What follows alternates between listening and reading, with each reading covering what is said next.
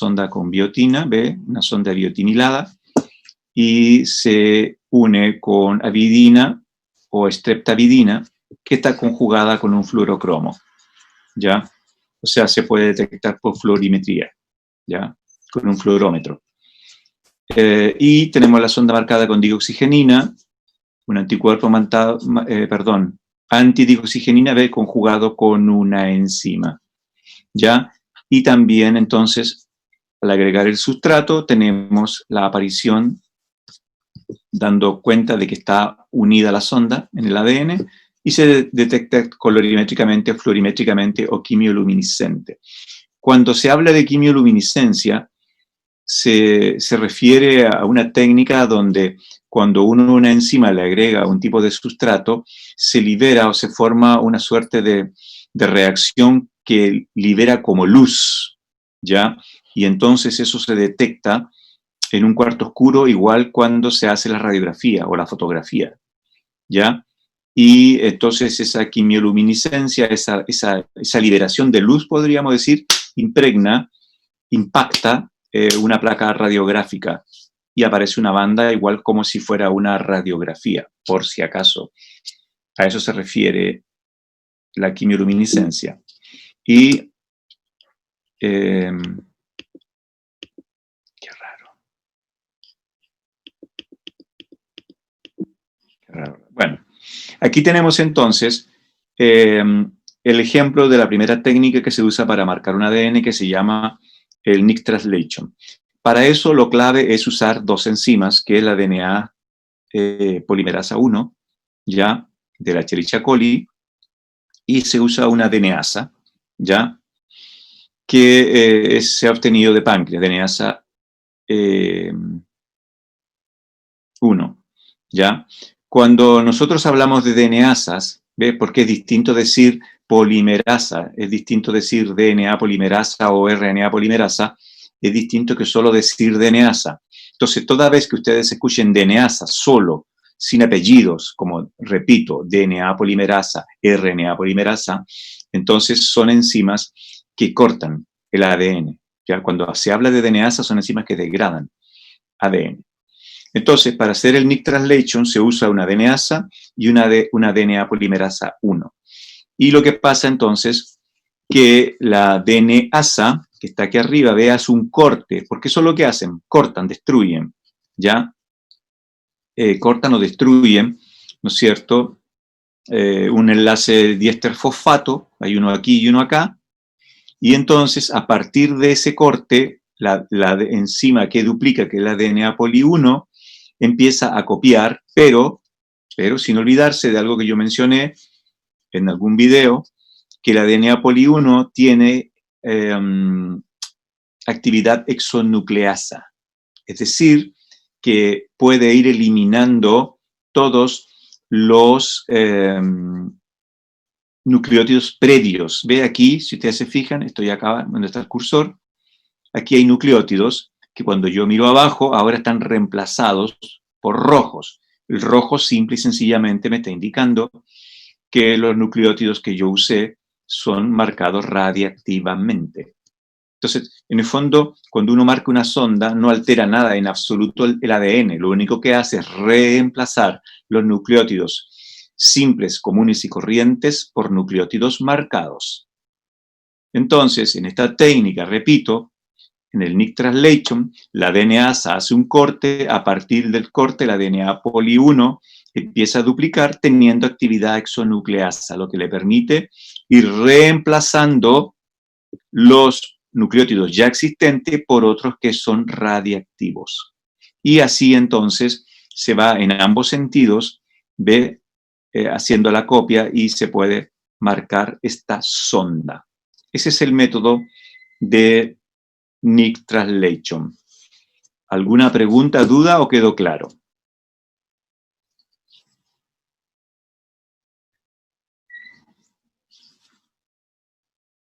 Parece que quedó claro. Bien. Me voy a pasar al segundo, ¿ya? Me voy a pasar al segundo, que se llama Random Priming. Random Priming. Que en español se traduce como primado al azar, ¿ya? Aquí, ¿qué se hace? Como indica la figura arriba, se hace una desnaturalización, ¿ya? Y luego que se ha desnaturalizado, se hibrida el ADN con una mezcla de hexanucleótidos marcados. Entonces aquí yo no tengo ni reverenda idea, ¿ya? Yo en este caso, cuando yo uso esta técnica, yo no tengo ni reverenda idea de cuál es la secuencia, ¿no es cierto?, específica de un gen para preparar la sonda de ese gen. Entonces lo que yo hago, ¿no es cierto?, es preparar previamente una mezcla de hexanucleótidos. O sea, yo la preparo, por decir, yo digo ya, voy a hacer uno con ATGCAT, uno. Y después voy a decir, voy a hacer uno que diga ATC, ATC, 2. Y así, ¿ves? Yo voy inventando y voy haciendo la secuencia, apostando a que cualquiera de esas va a reconocer, ¿no es cierto?, su complementario en el ADN estudio, ese que está desnaturalizado, y entonces se va a pegar. Y a partir de ese hexanucleótido que sí reconoce un apareamiento en el ADN desnaturalizado, entonces el ADN poli 1, con su famoso fragmento clino, el fragmento grande, empieza a copiar, ¿se fija? Y en ese caso, entonces, empezó a copiar partiendo de esa zona donde algún hexanucleótido total y completamente al azar se pegó. Y entonces ahí lo va duplicando.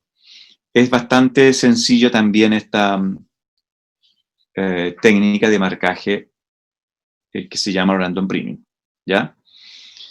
Y la tercera y última es muy sencillo. Nosotros cuando hablamos de las enzimas que se usan en la biología molecular, nombramos la polinucleotidoquinasa diciendo que se usa para marcar un extremo 5' con un fósforo radiactivo, ¿ya? Entonces, yo tengo un ADN estudio, como yo quiero saber, yo puedo tener el ADN, pero no sé a dónde está el 5'. Entonces, yo elimino los 5' con una fosfatasa alcalina, como dice aquí la imagen, y luego entonces pongo la polinucleotidoquinasa que va a poner un fósforo radioactivo en los extremos 5'. Y se acabó, y ahí está el resultado, ¿ve? En la hebra de aquí está el fósforo radioactivo en el extremo 5, aquí abajo, ¿se fijan? Y en la otra hebra, porque ¿no es cierto?, son cambiadas, sabemos que son cambiadas. A ver.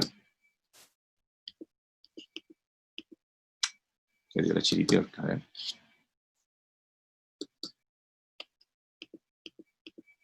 Acá, perdón.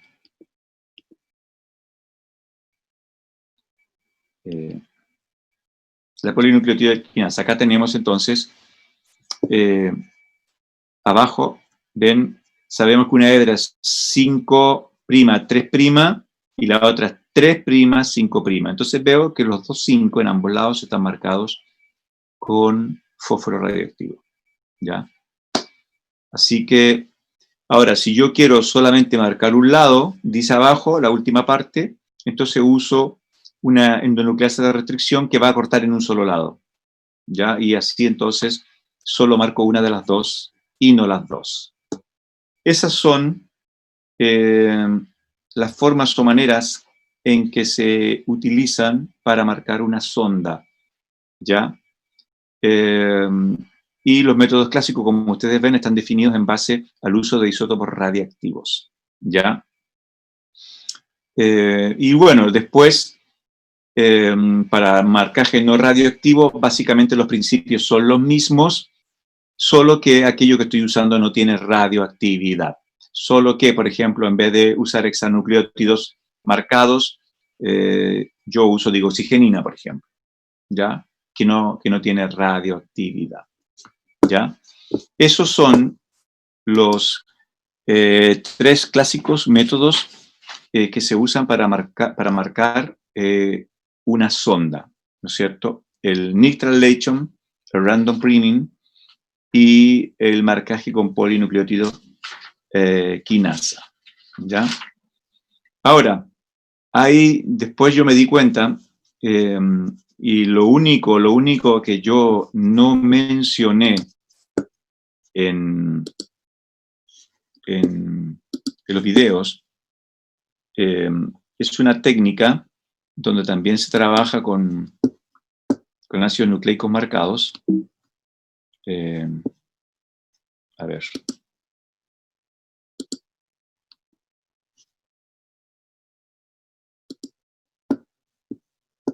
Pero yo no lo incluí en el video y es la técnica que se llama run-on.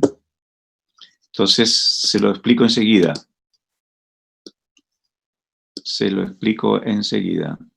A ver.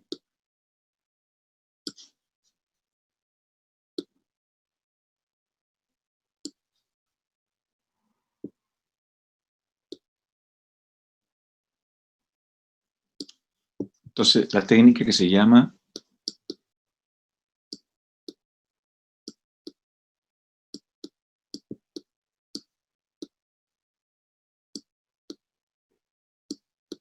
cuyo nombre en español es ensayo de transcripción. Ensayo de transcripción. ¿Ya? Esta cuestión es súper fácil.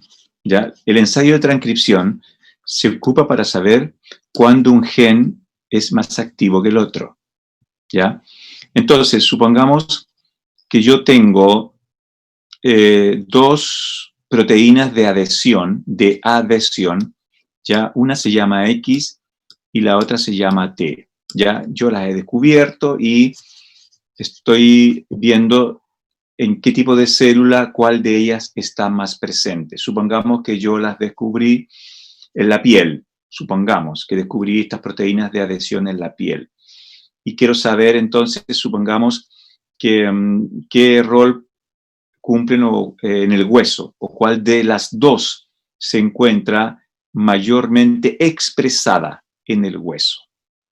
Entonces, como yo conozco los genes, evidentemente que yo puedo identificar claramente, ¿no es cierto?, sus mensajeros. Entonces, ¿qué es lo que yo hago? Yo tomo estas células, que son las células en estudio, en este caso del hueso, y, ¿no es cierto?, yo pongo a cultivar estas células proporcionándole nucleótidos marcados, ya eso indica la marca, nucleótidos marcados, para que en los procesos de transcripción, duplicación y bla, bla, bla, ¿no es cierto?, transcripción sobre todo en este caso, lo que se forme esté marcado porque los nucleótidos que yo les he dado a las células están marcados. Lo que significa entonces que en la célula se van a ir sintetizando, obviamente, los mensajeros que corresponden a X y a T. ¿Ya? Y entonces, después de incubar durante un tiempo las células, haciendo que se formen los mensajeros, pero con nucleótidos marcados, entonces me voy a la segura y puedo marcar el uracilo, porque yo sé que ese es el que está en el ARN, específicamente, ¿no es cierto?, el uracilo. Y entonces, después de eso, después de un tiempo, yo hago una extracción de los mensajeros. Entonces, este que acabo de dibujar los representa a todos. Y esta información yo la tengo, yo la conozco, entonces yo tengo ya listo, dispuesto en un filtro, o sea, yo aquí voy a poner entonces el ADN que corresponde al gen X y el ADN que corresponde al gen T. ¿Ya? Y voy a tomar entonces, voy a hacer una hibridación, voy a tomar estos mensajeros que yo saqué, que están marcados, y voy a hacer la hibridación. ¿Ya? Y entonces, supongamos que todos esos se pegan ahí, ¿no es cierto? Eso es lo que obtengo de ARN que se pegaron a X porque lo reconocieron como su gen original. Y todos estos otros se pegaron al ADN del gen de la proteína T. Entonces, pregunto yo, en estas células del hueso, ¿qué gen es más activo? ¿El X o el T?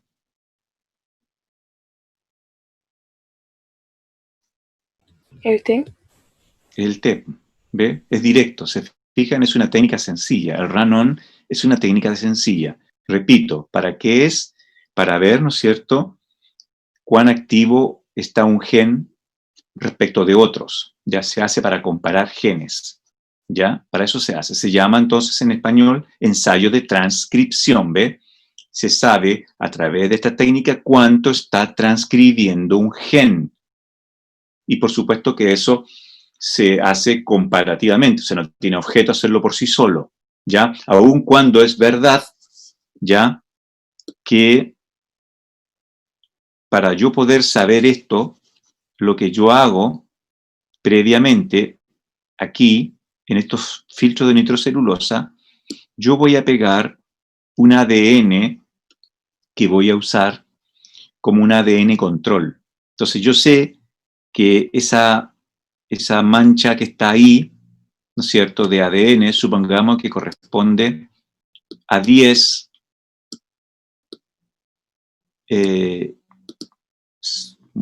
picogramos. A 10 picogramos, ¿ya? Bueno, en este caso, perdón, de ARN. Yo sé que esa densidad que ahí observo son 10 picogramos de ADN. Entonces, cuando yo termino esto, no solamente me puedo quedar con lo visual que ustedes ya identificaron muy bien. Claramente se ve que transcribe más el gen T.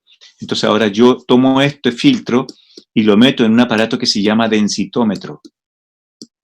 Y yo, por supuesto, le voy a decir al densitómetro, mira, aquí hay 10 picogramos de ARN, así que dime tú entonces cuánto hay aquí y cuánto hay acá.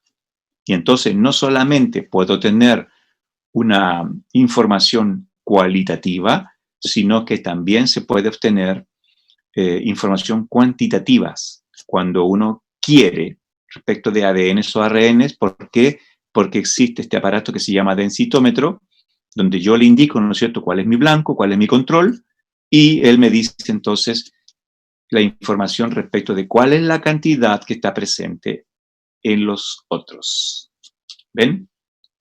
Ese es el ensayo de transcripción. Repito entonces, me permite discernir, ¿no es cierto?, qué gen está más activo respecto de otro en una célula. Y evidentemente que se trabaja con genes que tienen o sintetizan, codifican para proteínas con funciones similares, ¿ya? Para saber cuál de los dos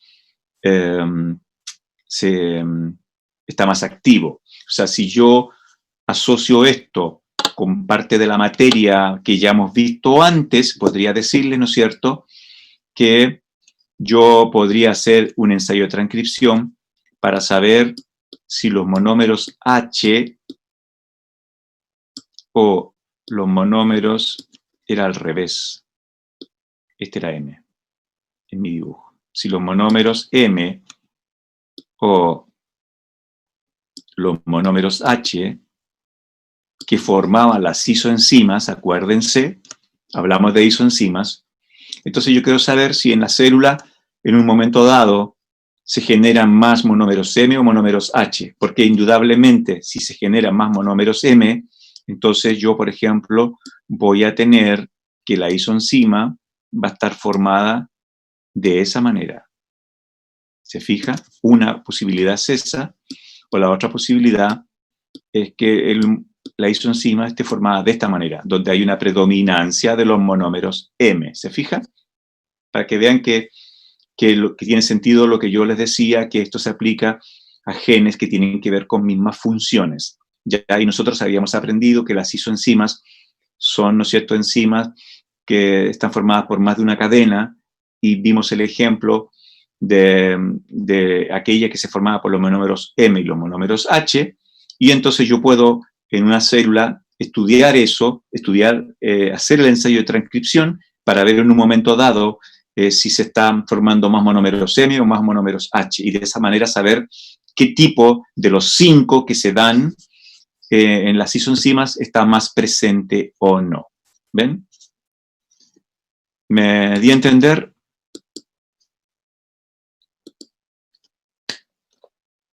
¿O no me di a entender? Ese es el ensayo de transcripción, entonces. ¿Ven? El run-on y me permite saber, entonces, me Profe, permite, ¿sí? disculpe por interrumpirlo. Es que sí entendí que sirve para ver la activación, o la actividad, no sé si es, cuando activa un gen, pero no entendí cómo Pero no no entendió podría qué. hacerlo, el proceso de cómo sabe eso, o sea, qué tiene que hacer para saber o saber cómo lo indica. Ah, bueno, sí, el proceso es bastante sencillo. Pues. Mire, le vuelvo a repetir. Sí, pues. El proceso para saber es bastante sencillo. ¿Ya? Yo tengo un ADN, yo sé que en ese ADN aquí, ¿no es cierto? Tengo un gen X, que fue el ejemplo que yo usé. Y ahí supongamos que acá tengo el gen T. Entonces yo quiero saber, si mi pregunta, cuál de los dos se transcribe más. Entonces, ¿qué hago yo? Yo tomo células, estoy representando solo una, pero tomo células, las cultivo, y yo cultivo las células en presencia de uracilo marcado radiactivamente. Por lo tanto, todos los mensajeros que se formen van a estar con radioactividad, van a estar marcados, porque tienen uracilo radioactivo. ¿Ve? Después de, supongamos, una semana, yo hago un extracto, tomo las células, las degrado, las rompo, las desintegro, y yo obtengo en un tubo todos los mensajeros de esa célula, donde evidentemente está presente el de X y el de T. Y yo conozco el gen de X y el gen de T. Entonces, yo los tengo puestos en un filtro de nitrocelulosa. Ya los tengo pegados ahí. ¿Ya? Por si acaso, cuando yo paso esto, yo me estoy ahorrando parte de la historia, pero el proceso completo, ¿no es cierto?, es que yo tomo el gen de X, el gen de T, hago una electroforesis, ¿no es cierto?, hago una electroforesis, obtengo las bandas, luego entonces hago una transferencia y ahí es cuando yo obtengo el ADN en un filtro, a través de una transferencia. ¿Ya? Lo único que no he dicho es que cuando yo hago una transferencia y para asegurarme bien que mi ADN no se pegue, y no se sabe por qué, no se sabe el fundamento, solo se sabe el resultado. Yo el filtro de nitrocelulosa lo someto a un poco de luz ultravioleta. Y la luz ultravioleta hace que se pegue el ADN de manera muy, pero muy súper extra, súper fuerte. ¿Ya? Y entonces, después yo hago una incubación de mi filtro con todos los mensajeros que yo saqué de la célula. Y entonces, si este de aquí, este ADN de aquí, es el de X y este es el de T, todos los mensajeros que son de X van a reconocer a su origen, a su papito, por así decirlo, ¿no? Y se van a pegar a él. ¿Ve? Y lo mismo van a hacer todos los mensajeros que se formaron, ¿cierto? Y que son de origen del gen T. ¿Ve? Y así yo sé cuál de los dos genes está más activo, porque lo estoy viendo. Estoy viendo que la banda, por supuesto que como proceso completo, yo aquí, y porque tengo radioactividad, yo hago una autorradiografía y así obtengo el resultado. Ya, así obtengo el resultado. Y yo entonces, bueno, el resultado va a ser igual, bueno, porque yo lo estoy dibujando, ¿no? El resultado entonces va a ser que tengo esa banda para T y tengo esta banda para X. Entonces yo miro y digo, bueno, está obvio, esta banda es más gruesa y por lo tanto significa que el gen T está más activo que el gen X. Así lo sé. Y luego incluso dije, lo puedo cuantificar. ¿No es cierto? Yo coloqué aquí, coloco yo, pero de una cantidad conocida, como dije yo, 10 picogramos, ¿no es cierto?, del ARN, y entonces después someto, ¿no es cierto?,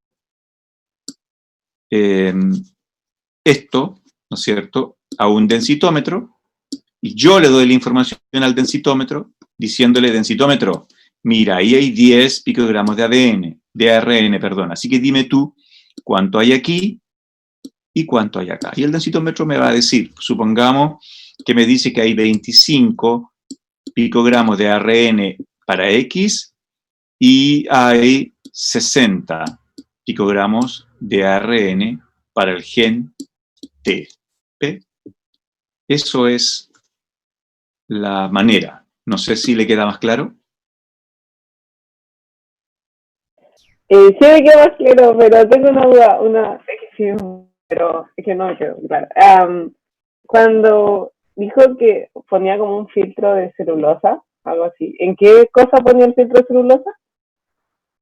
Lo que pasa es que cuando uno va a hacer estas técnicas de hibridación, ya llámese Souther, llámese Norther, como sea, incluso en un Western, uno siempre, por eso es que se ven las cosas en secuencia, por eso que antes de hablar de esto yo enseñé electroforesis, por eso que cuando enseñé electroforesis hablé de transferencia, ¿ya? Entonces, si yo voy a trabajar con ADN, yo necesito, punto uno, tener los ADN separados, o sea, yo voy a trabajar con el ADN de X y con el ADN de T, pero yo no lo puedo tener revueltos. Entonces, ¿yo cómo lo separo? Hago una electroforesis, ¿ve? Y entonces se separa el gen de X y el gen de T. Ahí están separados, ¿ya? Pero están en la electroforesis. Y eso es algo muy grueso, muy denso. Entonces, ¿qué hago yo ahora para poder llegar a incubarlo, para poder llegar a hacer la hibridación? Yo hago una transferencia. Encima le pongo, encima a la electroforesis, yo le pongo un filtro de nitrocelulosa. Y se hace en el fondo otra electroforesis, pero que hace que lo que está pegado o contenido en el gel de electroforesis se pegue en el filtro. Los filtros tienen un tamaño de poro muy súper extra pequeño que impide que el ADN atraviese el filtro y se queda pegado ahí. Y después de que hice la transferencia, para asegurarme de que no se me mueva el ADN, lo someto a radiación ultravioleta y se super excharge y pega. Y ahí entonces ahora yo hago la hibridación.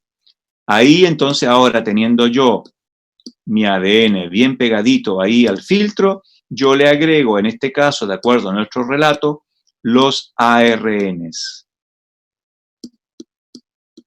Y ahí entonces los ARNs se unirán, ¿no es cierto?, los de X al gen X y los de T al gen T. ¿Ve?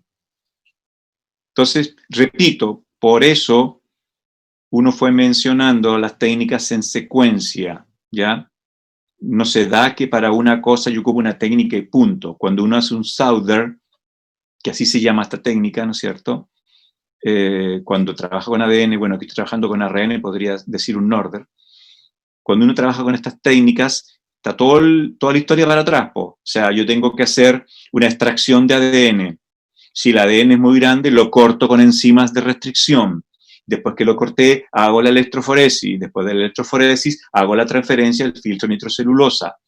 Después, para que no se vayan a despegar, el filtro lo someto a luz ultravioleta. Y ahora hago la hibridación. Ahora recién, entonces, someto el filtro a la presencia de los ARNs o ADNs marcados, o sea, las ondas, y veo el resultado. Y el resultado lo puedo ver, ¿no es cierto? Porque como son radioisótopos, en este caso, entonces yo hago una autorradiografía y siempre va a existir la posibilidad que una autorradiografía yo pueda cuantificar el resultado llevando eso a un densitómetro. Pero evidentemente que yo tengo que darle el patrón al densitómetro. Yo tengo que decirle, mira, aquí tú tienes tanto ADN o ARN, dime tú entonces cuánto hay en lo otro. Así de sencillo. Gracias, ¿Sí? profe, sí me quedó más claro, sí, mucho más claro. Disculpen. Perfecto. De eso se trata, estimados. Así que todas las preguntas, si alguien más tiene preguntas, por favor. ¿Cómo saben si terminan siendo ustedes médicos expertos en biología molecular y hacen ciencia molecular después?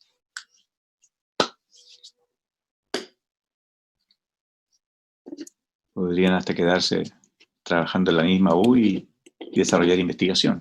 ¿Por qué no, no?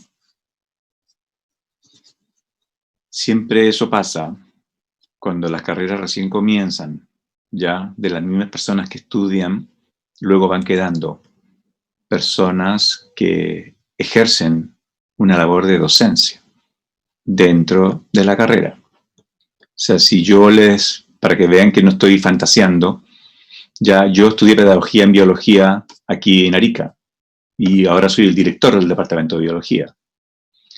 En la misma condición está el profesor de histología, que lo van a conocer el otro semestre, Arnaldo Vilaxa. También fue alumno de biología. En la misma condición está una profesora también del departamento que se llama Delia Laime, también fue alumna. En la misma condición está que les hizo clase usted de laboratorio Sergio Alfaro, alumnos de la carrera, que después uno va estudiando, se va perfeccionando y puede entonces tomar un rol de docencia dentro de la carrera. Así que no estoy fantaseando cuando les hablo de esta posibilidad. Bien, ¿hay más preguntas, dudas, consultas? Eso sería marcaje de sonda, ¿no es cierto? Que hicimos el repasito y el run-on, que fue algo que se me había ido en el video, ¿ya?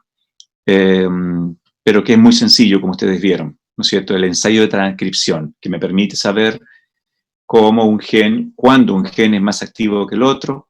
Lo hago simple y sencillamente haciendo los extractos de ARN, apareo con los genes originales y aparece fácilmente cuál es el que está más activo, porque hay una mayor cantidad de mensajeros que reconoce su ADN de origen.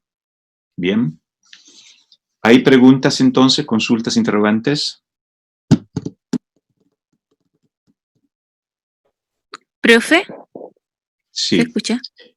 ¿Cómo se llamaba la tercera técnica del cuando marcaba los 5' con fósforo radiactivo? Ese es marcaje con polinucleótido quinasa. Ya. Gracias, profe.